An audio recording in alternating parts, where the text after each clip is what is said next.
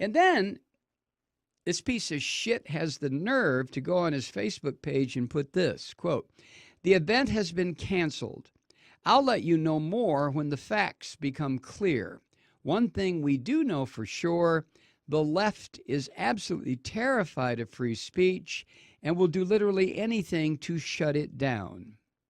End quote.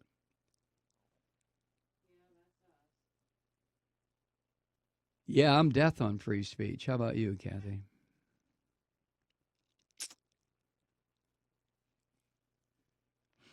The Daily Californian, which is the student newspaper at Berkeley, reported that protesters were chanting, "No Milo, no Trump, no fascist USA." The paper also reported that university police used rubber bullets and tear gas in an attempt to disperse the crowd.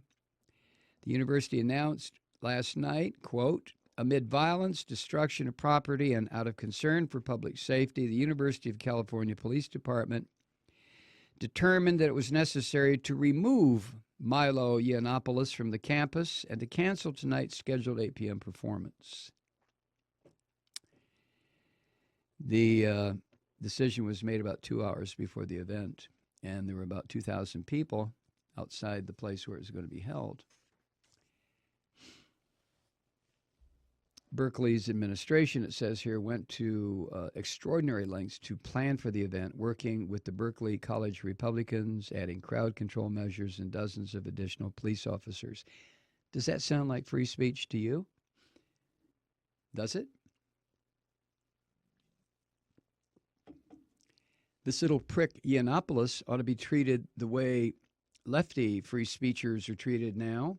Build him a fucking cage and put it over there off the football field and let the little son of a bitch scream and yell his racist bullshit as loud as he wants to. He'll be on university property, but he'll be in a free speech zone.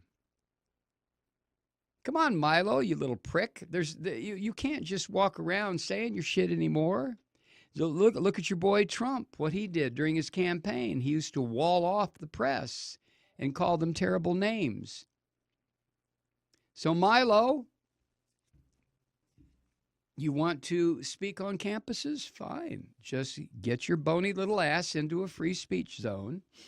I'm sure the lefties on campus will be happy to set one up for you. And then you can talk until your brain comes out your nostrils. Just go ahead. Oh, and then, of course, there's this. Da-da, drum roll. Boom. Security officials said that more than 100 masked agitators joined the demonstration, setting fires, throwing Molotov cocktails and rocks, and attacking some members of the crowd. Officers from the city of Oakland and Alameda County arrived at 7:45 p.m. to help the university and Berkeley City Police. There were no immediate reports of arrests or serious injuries.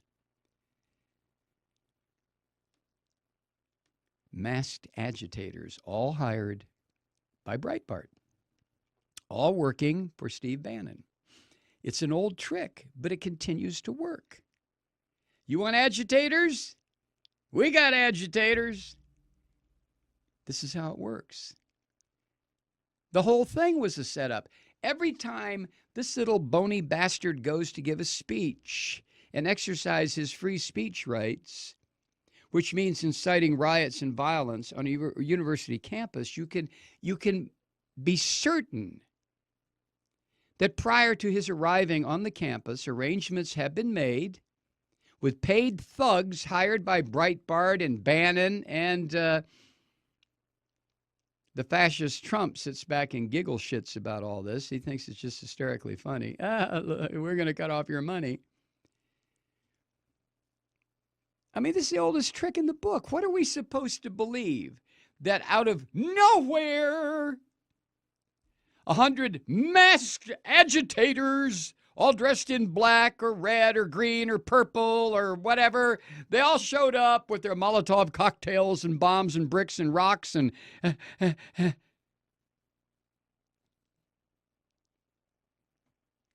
Campus officials said in a statement that, quote, "We regret that the threats and unlawful actions of a few have interfered with the exercise of First Amendment rights on a campus that is proud of its history and legacy as the home of the free speech movement, end quote. The home. Now they're claiming it as the university is claiming it as something they're proud of.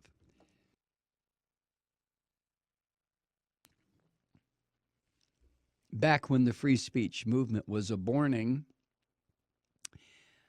there wasn't that much pride. As a matter of fact, isn't that the time that Governor Ronald Reagan of California said he was going to send in the National Guard to stop the free speech shit?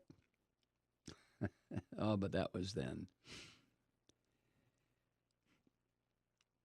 Anyway, they've even given a name now to some of the demonstrators who were dressed in black. They're called the Black Bloc protesters, who wear masks and black clothing to present a unified front as they disrupt events, making it difficult for police to recognize individuals in the group. Well, why not throw a net on one and rip his mask off? Never mind. They're often seen at protests organized by groups such as Black Lives Matter and Occupy Wall Street, destroying property and setting fires. Why, of course, because Black Lives Matter and Occupy Wall Street are communist organizations that seek to overthrow the law and order and ordained by Jesus administration of Donald Trump, right? They torched a limousine in Washington last month on the day of Trump's inauguration, and a group spray-painted buildings and smashed electrical boxes during a demonstration in Portland, Oregon, early in January. When a group of them arrived at Berkeley, it swiftly changed the tenor of the peaceful demonstration. Ta-da! Now, the reason Milo was there was to begin his agitprop against so-called sanctuary campuses, where people who have been identified and targeted as refugees would have, what's the phrase du jour, safe space.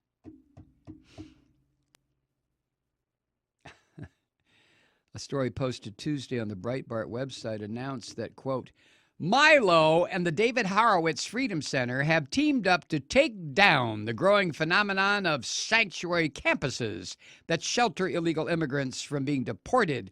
Milo will kickstart the campaign with a speech, University of California, Berkeley campus, February 1, where he, backed by the Freedom Center, will call for the withdrawal of federal grants and the prosecution of university officials who endanger their students with their policies, end quote. That, in the age of Trump, is called free speech.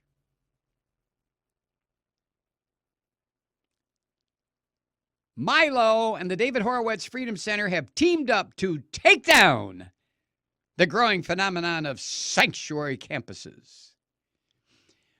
Well, boys, I'll tell you, you play with fire, you're going to get your ass burned.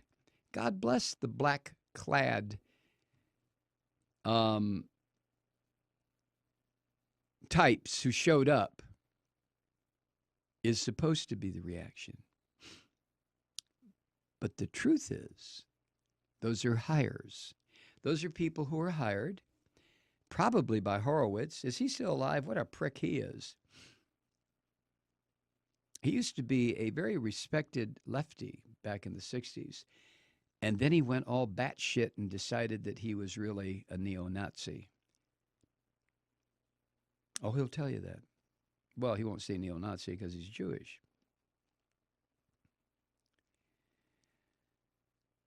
More than 100 faculty members signed 2 letters to Berkeley Chancellor Nicholas Dirks. One said, quote, although we object strenuously to Yiannopoulos' views, he advocates white supremacy, transphobia, and misogyny.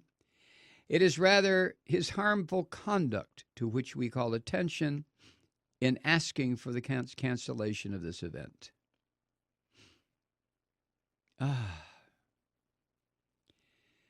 faculty members who put this letter together said that Yiannopoulos, quote, has labeled Black Lives Matter a form of black supremacism. Can you fucking believe that? and argues that the protest movement should be labeled,